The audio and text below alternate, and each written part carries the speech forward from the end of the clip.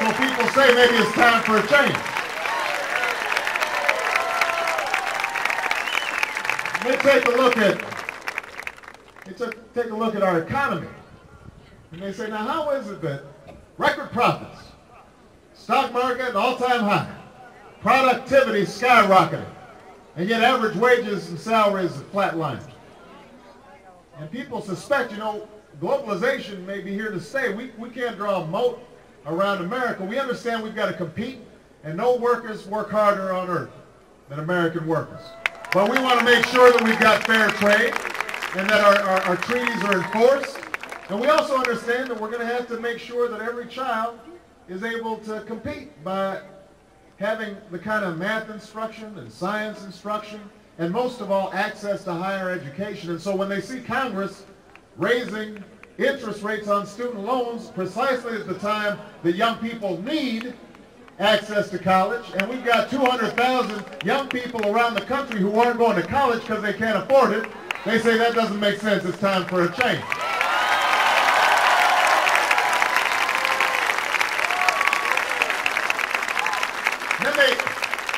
Then they look at energy policy. Here's some good news. Even though gas prices have gone down, folks are still asking about an energy policy, probably because they know that gas prices may be going down now, but what happens after the election, they might go right back up. But it's not just a pocketbook issue. People also understand, why would we send $800 million a day to some of the most hostile nations on earth? So we end up funding both sides of the war on terrorism. It's not good for our national security. It's not good for our environment. So they say, why wouldn't we try to produce alternative fuels and flexible fuel vehicles and all the strategies that can produce jobs and be good for the environment and be good for our children? Why wouldn't we do something like that? And then they look at Iraq and they say, our young men and women have gone above and beyond the call of duty. They have given their full measure of devotion. Anybody who visits Walter Reed Hospital and sees 18-year-olds and 19-year-olds, their bodies shattered, lost limbs, lost eyesight, trying to piece their lives back together again. They understand, this is a country of patriots. There's nobody here in this field that if we could prevent 9/11 from happening again, we wouldn't pick up arms ourselves to defend this country that we love. But they also know that the might of our military should be matched by the strength of our diplomacy and the power of our alliances.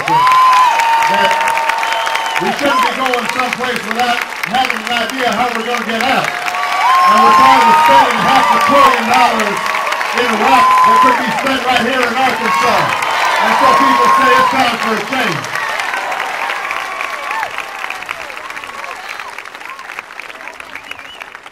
So that's the good news. People are paying attention right now. And when Americans pay attention, when folks in Arkansas pay attention, good things happen because at their core, the American people are a decent people. They get confused sometimes. They're not paying attention. They're too busy. They're too tired. They're looking after their kids. They're working the job. They don't have time to be reading position papers on North Korea or the budget deficit. They got other stuff to do. But every once in a while, when things go off track, they suddenly look up and they start paying attention. They take notice. That's what's happening in this election, which presents us an enormous opportunity for change. And it's precisely at those times that good people step up. And so when we have the opportunity to elect a governor in Arkansas who has shown throughout his life that he understands what it's like to go through hard times, that he appreciates the role that government can play in giving somebody a hand up, not a handout, somebody who recognizes that government's job is to work for the people, not for special interests, not for the politicians themselves. Somebody who's been able to work through the process of state government, and then join constitutional office, and and in each and every job that he has, perform in an exemplary fashion and with integrity, then we know that that's somebody who's right for the times. We know that's somebody who can make things happen. And so I'm going to bring him up in a second, but before I do, I just want to remind people that the most important office, though in a democracy, is the office of citizen. And what happens over the next 10 days is going to depend on you. I appreciate everybody coming out for us today, but it's easy standing in a rally. If you want to really express hope, that ingredient that closes the gap between the world as it is and the world as it might be, then we got to put some sweat into it. We got to put some hard work into it.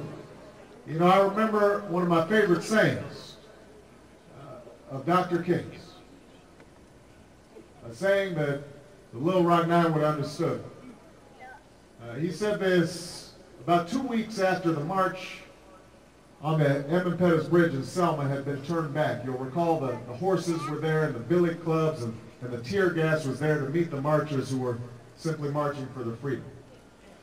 And people were discouraged then. They thought, well, maybe we just can't make anything happen here. Maybe it's too hard to try to desegregate Alabama and make sure that people have the right to vote. And Dr. King gathered them up in a church. And he said, the arc of the moral universe is long, but it bends towards justice. It bends towards justice. We can't see sometimes God's purpose. We can't see it bend in the direction of justice, but it's bending that way. Here's the thing, though, it doesn't bend on its own. It bends because we put our hands, each and every one of us, put our hands on that arc and we bend it in the direction of justice.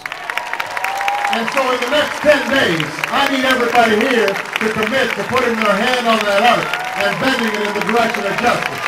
I need y'all to knock on some doors, and I need you to make some phone calls. I need you to gather up your cousins and your uncles and everybody who you know.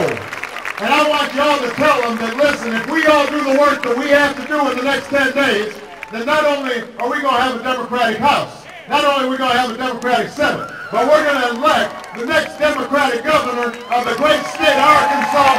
Give it up for Mike Beebe.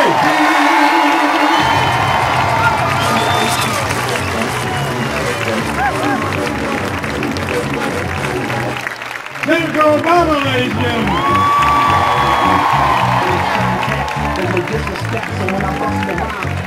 Wow.